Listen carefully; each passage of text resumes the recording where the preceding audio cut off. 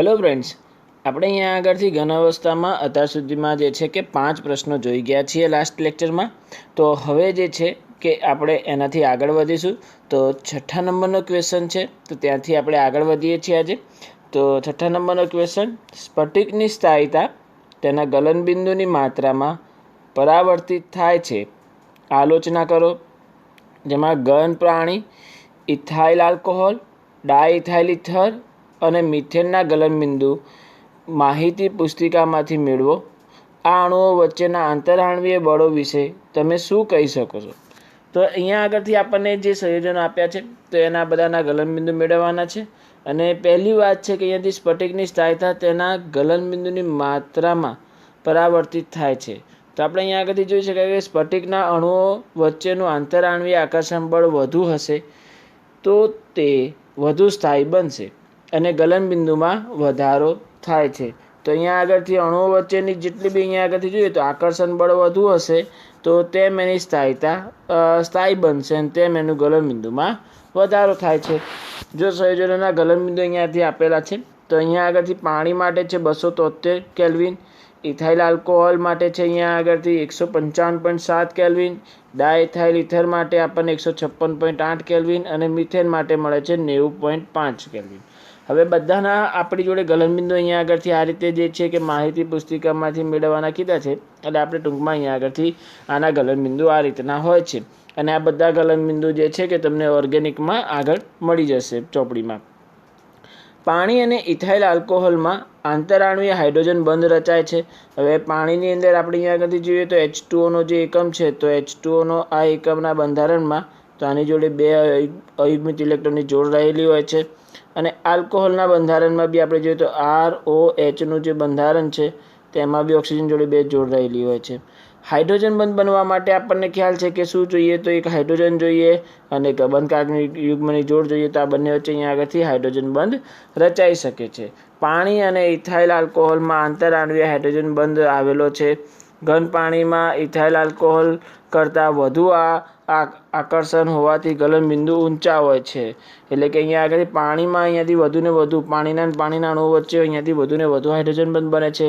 એના પછી ઇથાઇલ આલ્કોહોલમાં જે છે કે એનાથી ઓછા અહીંયાથી ગલનબિંદુ જોવા મળે છે. તો આપણે જોઈ શકાય કે પાણીનું ગલનબિંદુ સૌથી વધારે છે, ઇથાઇલ આલ્કોહોલનું એનાથી ઓછું છે. તેના માટે આંતરઆણ્વીય હાઇડ્રોજન બંધ જવાબદાર છે. ત્યાર પછી વાત છે કે ડાયઇથાઇલ ઇથર અને મિથેનમાં. હવે ડાયઇથાઇલ ઇથરમાં જે છે કે દ્વિધ્રુવીય આકર્ષણ બળ રહેલું છે, જ્યારે મિથેનમાં જે છે કે નિર્બળ વાંડરવાસ આકર્ષણ બળ રહેલું છે.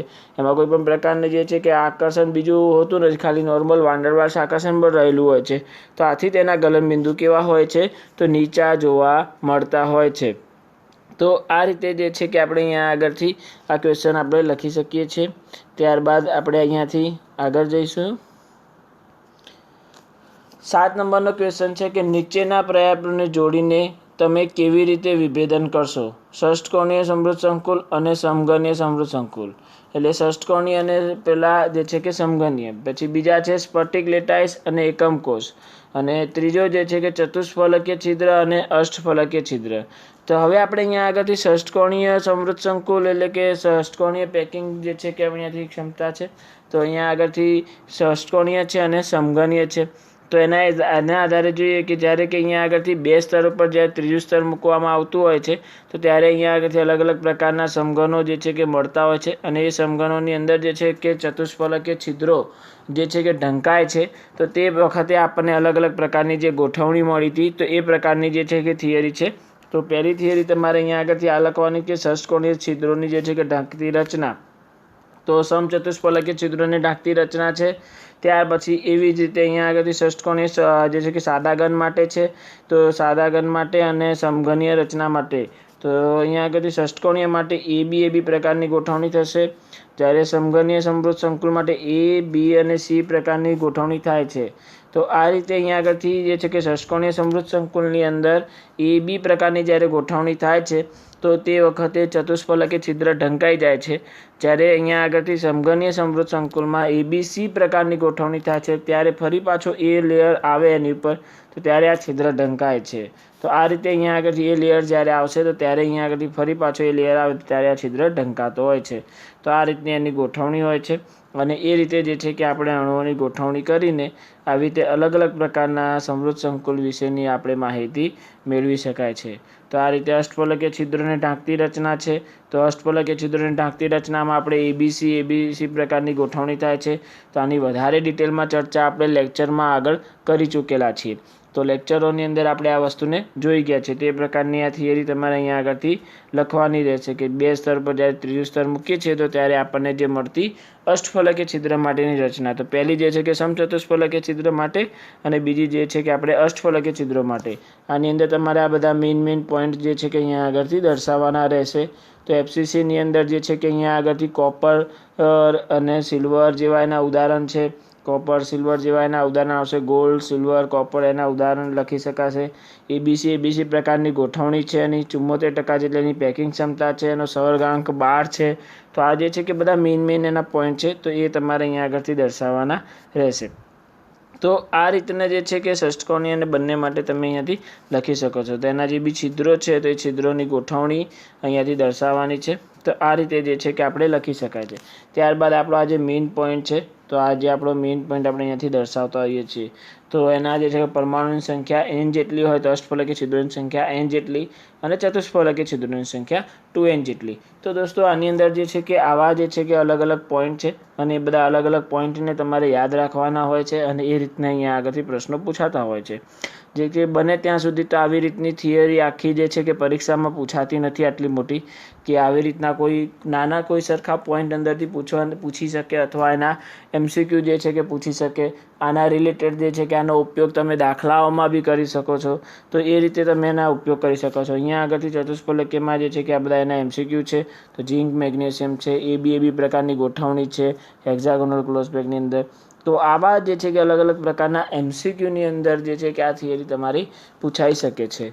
ઓકે, ત્યાર પછી આગળ જોઈએ આપણે 8 નંબરનો ક્વેશ્ચન છે કે નીચેના દરેક લેટાઇસના એક એકમ કોષમાં કેટલા લેટાઇસ બિંદુ રહેલા હોય છે. તો આપણે અહીંયા આગળથી એના લેટાઇસ સ્ફટિકની જે રચના છે તો એ લેટાઇસ સ્ફટિકની રચનામાંથી કેટલા એની અંદર પરમાણુની ગોઠવણી રહેલી હશે તો તે તમારે શોધવાની છે. તો આપણે આગળ શોધી જ ગયા છીએ કે સાદા ઘનની અંદર તો સાદો ઘન ફલક કેન્દ્રિત સમઘનીય એટલે કે આપણો સાદો ઘન છે. તો સાદા ઘનની અંદર અહીંયાથી ખૂણા કેટલા રહેલા હોય તો એની અંદર આપણે ખૂણા અહીંયા આગળથી 8 રહેલા હોય × 1/8 એટલે કેટલા પરમાણુ થાય તો 1 પરમાણુ થાય. તો સાદા ઘનની અંદર આપણને 1 પરમાણુ જોવા મળશે. પછી બીજો છે ફલક કેન્દ્રિત. તો ફલક કેન્દ્રિતની અંદર આપણે અહીંયા આગળથી જોઈએ તો ફલક કેન્દ્રિતમાં શું રહેલું હોય તો ખૂણા અહીંયા આગળથી કેટલા રહેલા હોય તો 8 ખૂણા × 1/8 એટલે કેટલા થયા 1 પરમાણુ. અને ફલક કેટલા રહેલા હોય તો 6 × 1/2 એટલે કે અહીંયા આગળથી 3 ફલક રહેલા હોય. તો ટોટલ પરમાણુ સંખ્યા કેટલી 4. અને એવી જ રીતે આપણે આગળ ચર્ચા કરી ગયા છીએ તે પ્રમાણે BCC માટે. તો BCC માટે આપણે અહીંયા આગળથી ખૂણા કેટલા હોય તો BCCની અંદર ખૂણા આપણે અહીંયા આગળથી 8 × 1/8 એટલે 1 થશે. અને કેન્દ્ર રહેલો BCCમાં તો કેન્દ્ર કેટલો થશે 1 × 1 એટલે 1 એટલે ટોટલ 2. તો આવી રીતે જે છે કે એની પરમાણુઓની સંખ્યા તમારે અહીંયા આગળથી દર્શાવવાની છે. તો સિમ્પલ જે છે કે ક્વેશ્ચન છે તો આની અંદર જવાબ 1 આવશે, આની અંદર જવાબ 4 આવશે અને આની અંદર જવાબ 2 આવશે તમારો. તો આ રીતે અહીંયા આગળથી અંતઃકેન્દ્રિતમાં 2, ફલક કેન્દ્રિત ચતુષ્કોણીય જે છે કે એમાં 4 અને સમઘનીય જે છે કે તેની અંદર 1. તો આવી રીતે તમે એનો જવાબ લખી શકો. પરમાણુઓની સંખ્યા તમે દર્શાવશો એ જ આપણે અહીંયાથી લેટાઇસ બિંદુઓ હશે. ત્યાર પછી નેક્સ્ટ ક્વેશ્ચન. ત્યારબાદ છે 9મો પ્રશ્ન. સમજાવ ધાત્વીય અને આયનીય સ્ફટિકો વચ્ચે સામ્યતા અને વિભિન્નતાને આધારે આયનીય ઘન પદાર્થો અને સખત અને બરડ હોય છે. તો આ બી આપણે ચેપ્ટરના સ્ટાર્ટિંગમાં આવી ગયેલો પોઈન્ટ છે. તો આ પોઈન્ટની અંદર બી આપણે અહીંયા આગળથી જે છે કે એની સમાનતા શું છે એટલે કે એમાં કઈ વસ્તુ સમાન છે અને કઈ વસ્તુઓ એમાં અલગ પડે છે. તો એ 2 પોઈન્ટ આપણે અહીંયા આગળથી સમજાવવાના છે. તો પહેલો જે પોઈન્ટ છે તો સામ્યતા. તો અહીંયા આગળથી ધાત્વીય અને આયનીય બંને પ્રકારના ઘનમાં સ્થિર વિદ્યુતીય આકર્ષણ બળો રહેલું હોય છે. ધાતુમાં આ બળ પરમાણુ કનેલ અને સ્થાયીકૃત ઇલેક્ટ્રોન વચ્ચે જોવા મળે છે, જ્યારે આયનીય ઘનમાં ધન અને ઋણ આયન વચ્ચે જોવા મળે છે. બંને પદાર્થોમાં બનતા બંધ દિશાકીય હોતા નથી. ત્યારબાદ વાત છે કે અહીંયાથી વિભિન્નતા, તેમાં કઈ કઈ વસ્તુ અલગ પડે છે, તો આપણે આની બી ચર્ચા કરી ચૂકેલા છીએ લેક્ચરમાં. તો અહીંયા આગળથી આયનીય ઘનમાં આયનો ઘન અવસ્થામાં મુક્ત ન હોવાથી તે ઘન અવસ્થામાં અવાહક હોય છે, જ્યારે અહીંયા આગળથી આપણે ચર્ચા કરી ગયા હતા કે પીગલિત અવસ્થામાં તે વિદ્યુતના કેવા હોય છે, વાહક હોય છે. ઘન અવસ્થામાં બધા એકબીજા સાથે જોડાયેલા હોય છે અને 1 Na+ની બાજુમાં 6 Cl-, 1 Cl-ની બાજુમાં 6 Na+ ગોઠવાયેલા હોય, એટલે ખૂબ જ એકબીજાથી જે છે કે ક્લોઝલી અંદરથી જોડાયેલા હોય છે અને તે ઇલેક્ટ્રોન પાસ કરી શકતા નથી. તેથી એ વિદ્યુતના કેવા હોય, ઘન અવસ્થામાં અવાહક હોય. પરંતુ જ્યારે અહીંયા આગળ પીગલિત અવસ્થામાં નાખવામાં આવે છે તો ત્યારે એના બધા આયનો છૂટા પડી જાય છે દ્રાવણમાં, તો જેના હિસાબે એ સહેલાઈથી ઇલેક્ટ્રોન જે છે કે વહન કરી શકે છે. તેથી એ વિદ્યુતના કેવા થઈ જાય છે, વાહક થઈ જાય છે. તો ધાતુમાં ઘન અવસ્થામાં સંયોજકતા ઇલેક્ટ્રોન સ્થાનાંતરિત હોવાથી ઘન અવસ્થામાં એ વિદ્યુતનું કેવા હોય છે, સુવાહક હોય છે. આયનિક બંધ મજબૂત હોય છે, જ્યારે ધાતુય બંધ મજબૂત અથવા નિર્બળ હોય છે. તો અહીંયા આગળથી મજબૂત અથવા નિર્બળ આપણને જોવા મળતા હોય છે. આયનીય ઘન સખત અને બરડ હોય છે, જ્યારે ધાતુ સખત નરમ હોય છે, પરંતુ અહીંયા આગળથી ટિપ્પણીય ગુણધર્મ ધરાવે છે. આયનીય ઘન ધરાવતા નથી, જ્યારે ધાતુ ધરાવે છે, જ્યારે આયનીય ઘન ધરાવતા નથી. બીજો જે પોઈન્ટ હતો, આયનીય ઘન પદાર્થો સખત અને બરડ છે. તો એના આધારે તો આયનીય ઘન પદાર્થોમાં પ્રબળ સ્થિર વિદ્યુતીય આકર્ષણ બળો ધન અને ઋણ આયનો વચ્ચે રહેલા હોવાથી તે સખત હોય છે અને જે છે કે તેઓ બરડ હોય છે. તે એકમાં હોય છે ને એકમાં જે છે એક સખત હોય છે, બીજા કેવા હોય છે, બરડ હોય છે. અને કારણ કે આયનીય બંધ બિન દિશાકીય જોવા મળે છે. તો આના આધારે તમે આ પોઈન્ટ અહીંથી સમજાઈ શકાય છે. ત્યારબાદ નેક્સ્ટ જોઈએ.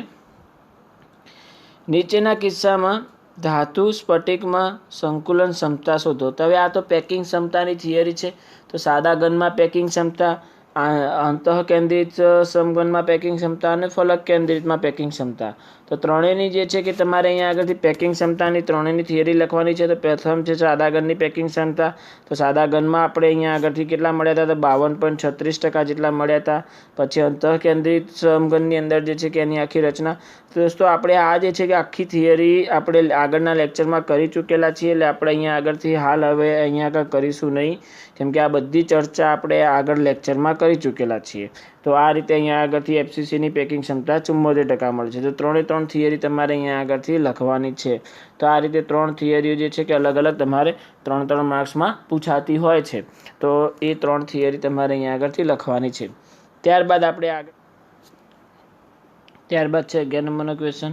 સિલ્વર FCC લેટાઇસમાં સ્ફટિકીકરણ પામે છે જો કોર્સની ધારની લંબાઈ, તો ધારની લંબાઈ તમને આપેલી છે, તો ધારની લંબાઈને A કહી શકાશે. અને ઘનતા આપેલી છે તમને D આપેલી છે, તો 10.5 ગ્રામ/સેન્ટીમીટર ક્યુબ હોય તો સિલ્વરનો પરમાણ્વીય દળ શોધો, એટલે કે તમારે M શોધવાનું છે. હવે સિલ્વર કીધો છે અને સિલ્વર FCC રચના ધરાવે, તો Z બરાબર તમારે કેટલા લેવાના છે, 4 લેવાના છે. તો આપણે અહીંયા આગળથી જે છે કે ઘનતાનું સૂત્ર, તો ઘનતા D બરાબર અહીંયા આગળથી શું જોવા મળે છે, તો Z × M/A³ × Avogadro number Na. તો આના આધારે તમારે M શોધવાનો છે. તો એમને સૂત્ર કરતાં બનાવીશું. તો એમને સૂત્ર કરતાં બનાવીએ તો ઘનતા D × A³ × Na ડિવાઈડ અહીંયાથી Z. તો ઘનતા તમને અહીંયા આગળથી આપેલી છે, અહીંયા ઘનતા તમને આપેલી છે 10.5 જેટલી આપેલી છે. તો ઘનતા તમને આપવામાં આવી છે અહીંયા આગળથી 10.5 ગ્રામ/સેન્ટીમીટર-ક્યુબ ઇન્ટુ તમને અહીંયા આગળથી એની ધારની લંબાઈ આપેલી છે 4.07 × 10⁻8 સેન્ટીમીટર. તો અહીંયા આગળથી સેન્ટીમીટર આપેલી છે, પરંતુ આપણે અહીંયા આગળથી આનું શું થઈ જશે, આખાનો ક્યુબ થઈ જશે, કેમ કે ક્યુબમાં આપેલો છે. ત્યારબાદ એનો એવોગેડ્રો નંબર, તો એવોગેડ્રો નંબર કેટલો આવશે, તો 6.022 × 10⁻23 તો આ એનો એવોગેડ્રો નંબર આવી જશે. તો ત્યારબાદ એને ભાગ્યા 4, પરમાણુ સંખ્યા 4. તો આ જે છે કે આખી કિંમત તમે અહીંયા આગળ નાખો અને જે છે કે આનો જવાબ લેશો તો આનો આણ્વીય દળ જે છે કે તમને ટોટલ મળશે 107.9 એટોમિક માસ યુનિટ. તો આટલો જે છે કે તમને અહીંયા આગળથી એનો જવાબ મળશે. તો આ રીતે જે છે કે એની ઘનતાને આધારે તમે એનું આણ્વીય દળ શોધી શકાય છે. તો સિલ્વર છે તો સિલ્વરનું આણ્વીય દળ 107.9 એટલે કે 108 જેટલું આપણને એનું આણ્વીય દળ જોવા મળતું હોય છે. તો તે અહીંયા આગળથી આ દાખલા મદદથી બી આપણે અહીંયા આગળથી શોધી શકીએ છીએ. તો આ રીતે અહીંયા આગળથી જે છે કે એનું આણ્વીય દળ આપણને મળે છે. ત્યારબાદ આપણે અહીંયા આગળથી આગળ જોઈએ તો 12 નંબરનો ક્વેશ્ચન, એક સમઘનીય ઘન પદાર્થ 2 તત્વો પી અને ક્યુનો બનેલો છે. પીના પરમાણુઓ સમઘનના ખૂણા ઉપર ગોઠવાયેલા છે. તો અહીંયા આગળથી આપણે જોઈએ તો પીના પરમાણુઓ જે છે કે બધા ક્યુના પરમાણુઓ બધા સમઘનના ખૂણા ઉપર ગોઠવાયેલા છે અને પી અંતઃકેન્દ્રમાં છે. તો સંયોજનનું પરમાણુ સૂત્ર જણાવો. તો આપણે અહીંયા આગળથી જે છે કે આપણને દર્શાવ્યું છે કે ક્યુ, તો ક્યુ ક્યાં ગોઠવાયેલો છે તો ખૂણામાં. તો ખૂણા કેટલા હોય અહીંયા આગળથી 8 ખૂણા હોય. કેટલો ભાગ મળે 1/8 એટલે કેટલા થયા 1. અને પી અંતઃકેન્દ્રમાં એટલે કે કેન્દ્રમાં ગોઠવાયેલો છે.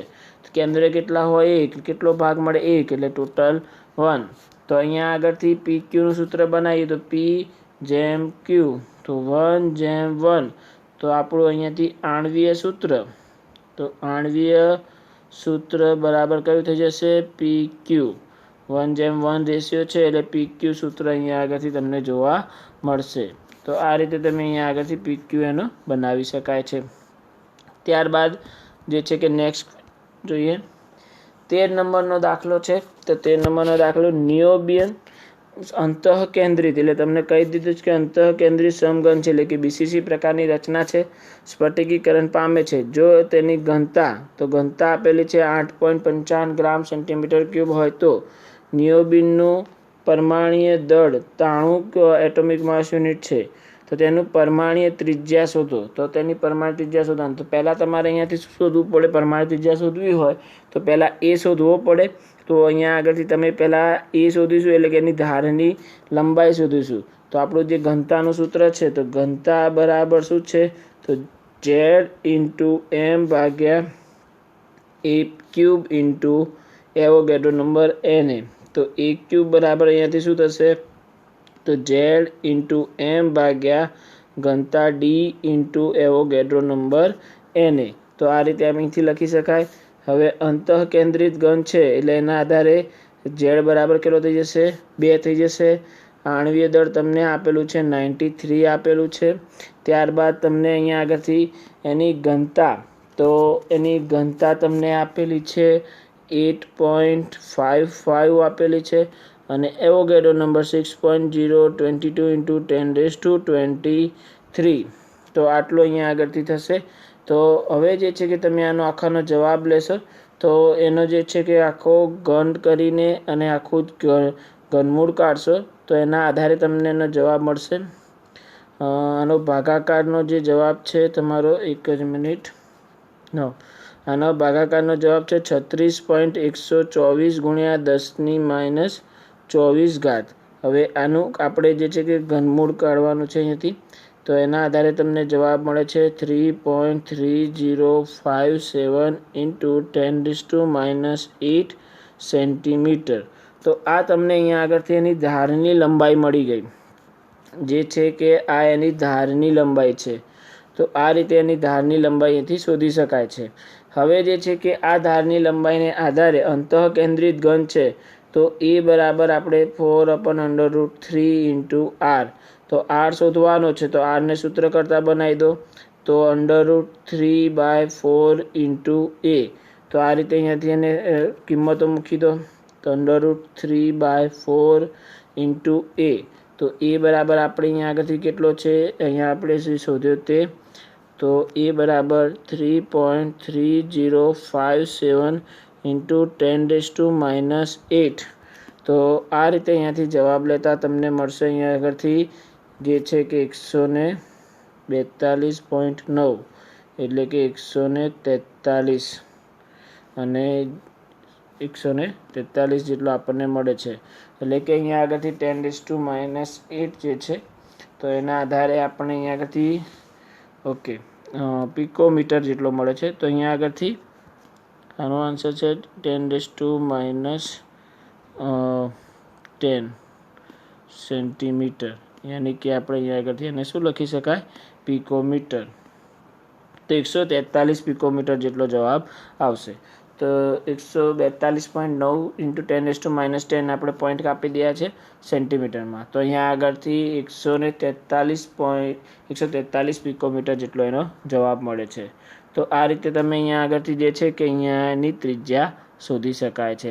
તો ઘનતાને આધારે તમે એની ત્રિજ્યા શોધી શકાય છે. ત્યારબાદ જે છે કે આપણે અહીંયા આગળથી જો અષ્ટફલકીય છિદ્રની ત્રિજ્યા આર હોય અને સમૃદ્ધ સંકુલનમાં પરમાણુઓની ત્રિજ્યા કેપિટલ આર હોય તો સ્મોલ આર અને કેપિટલ આર વચ્ચેનો સંબંધ ઉપજાવો. સ્મોલ આર અને કેપિટલ આર વચ્ચેનો સંબંધ લખવાનો છે. હવે આપણને જે છે કે અષ્ટફલકીય છિદ્રની ત્રિજ્યા સ્મોલ આર કીધી છે અને સમૃદ્ધ સંકુલન પરમાણુની ત્રિજ્યા આપણને કેપિટલ આર કીધી છે. તો અહીંયા આગળથી જે અષ્ટફલકીય રચના જે આખી અહીંયાથી જે બને છે તો એના આધારે તમને એક અહીંયા આગળથી ફિગર આપેલી છે. હવે આ ફિગરની અંદર આપણે જોઈ શકાય છે કે અહીંયાથી 4 ગોળાઓની વચ્ચે જે છે કે વચ્ચેનો જે ભાગ છે તો એમાં આપણને અહીંયાથી અષ્ટફલકીય છિદ્ર મળે છે અને એ અષ્ટફલકીય છિદ્રની ત્રિજ્યા આપણે કેટલી લીધેલી છે અહીંયા આગળથી? તો આર સ્મોલ આર લીધેલી છે અને જે છે કે અહીંયાથી પરમાણુ ત્રિજ્યાને આધારે આપણે કેપિટલ આર લીધેલી છે. તો આ રીતે જે છે કે બંનેની ત્રિજ્યા તમે અહીંથી દર્શાવી શકાય, સ્મોલ આર ને કેપિટલ આર. ત્યારબાદ જે છે કે આપણને એક ત્રિકોણ અહીંયા આગળથી મળેલું છે. તો એ ત્રિકોણ આપણે જોઈશું. તો ત્રિકોણ એ બી અને સી જે છે તો ત્રિકોણ એ બી સી તમને અહીંયાથી બતાવેલું છે. તો ત્રિકોણ એ બી અને સી, તો એ બી સીને આધારે આપણે અહીંયા આગળથી જોઈએ તો અહીંયા આગળથી જે આ કાટકોણ ત્રિકોણ બનશે તો એના આધારે એસી શું બની જશે? તો એનો કર્ણ બની જશે. તો અહીંયાથી AC² = AB² + BC². તો AC² બરાબર તમારે અહીંયા આગળથી કેટલા થઈ જશે? તો આપણે જોઈ શકાય કે એક આર આ થશે અને એક આર આ થશે. તો ટોટલ કેટલા આર થઈ જશે? તો 2r થઈ જશે. તો AC બરાબર અહીંયાથી 2r² પ્લસ આપણે અહીંયા આગળથી જોઈ શકાય કે AB બરાબર કેટલા થશે? તો AB બરાબર અહીંયા આગળથી એક આયરો કેપિટલ આર અને સ્મોલ આર, તો r + r² અને BC બરાબર બી એ જ રીતે થશે r + r². તો ત્યારબાદ આપણે અહીંયા આગળથી જોઈએ તો 4r² = 2r + r². તો 2r² = capital R + small r². √2r = capital R + small r. તો r ને આપણે અહીંયા આગળથી સબ્જેક્ટ બનાવો. તો r ને સ્મોલ r ને સબ્જેક્ટ બનાવીએ તો શું આવે છે? √2r - r. તો r = √2 - 1 × r, એટલે r કોમન કાઢી લીધા. પછી r = 1.414 - 1 × r. તો r = તમને અહીંયા આગળથી મળી જાય છે સ્મોલ r = 0.414 × કેપિટલ R, એટલે કે r/r = 0.414 જેટલો આપણને જોવા મળે છે.